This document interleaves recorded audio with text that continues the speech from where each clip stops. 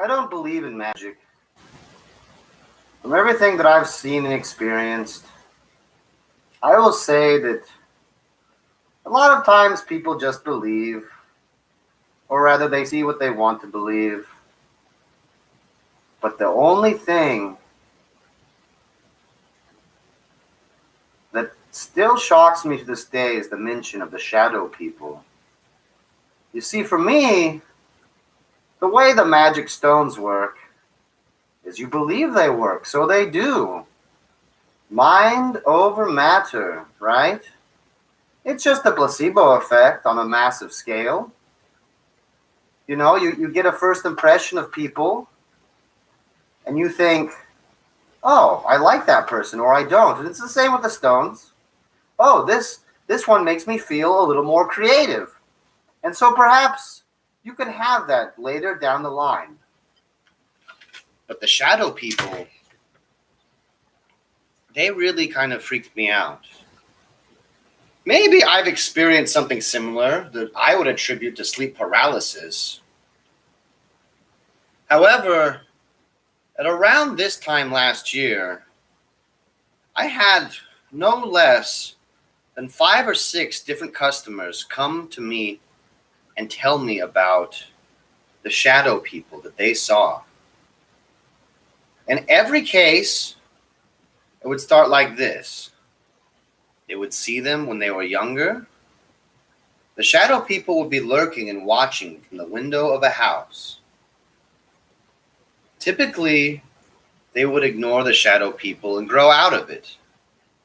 But in several cases, it's adults. It was adults coming to me, telling me that their children were seeing them.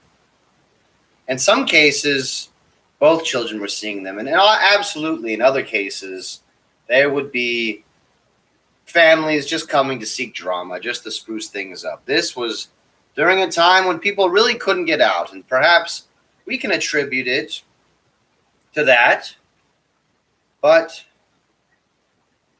I will take it, I think, on a whim, that the shadow people were able to move objects around the house.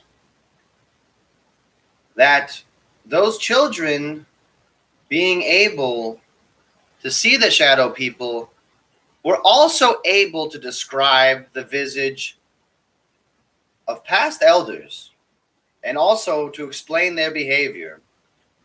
And once again, I am talking on second or perhaps even third-hand accounts.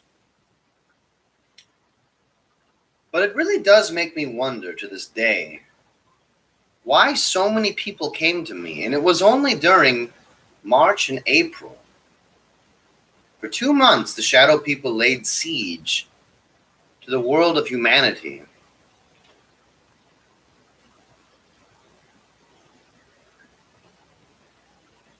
I can only surmise that perhaps it was some sort of trend, some sort of social media phenomena, as there were many stones that would just sell out because of the way they were portrayed on social media.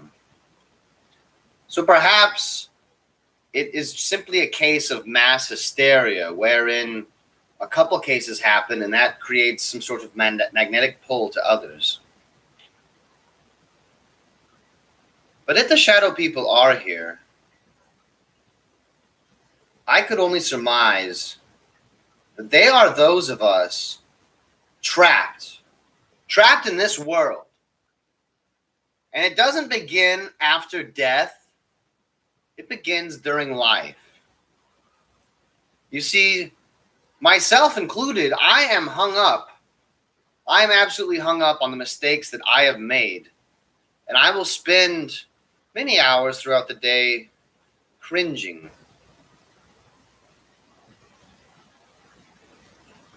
But I will tell you this, when you're living and moving and acting in the moment, you don't have hindsight. And the difference between that is when you're actually living in the moment, you're feeling in the moment. But later on, you start to think about it. And the only problem with that is every time we think of a memory, we alter that memory every so slightly. And so I promise you, whatever you're hung up on, it's in the past. It didn't happen right now. It happened some time ago. And every time you access that memory, it becomes something different, to the point where it's blown out of proportion. So don't become a shadow person.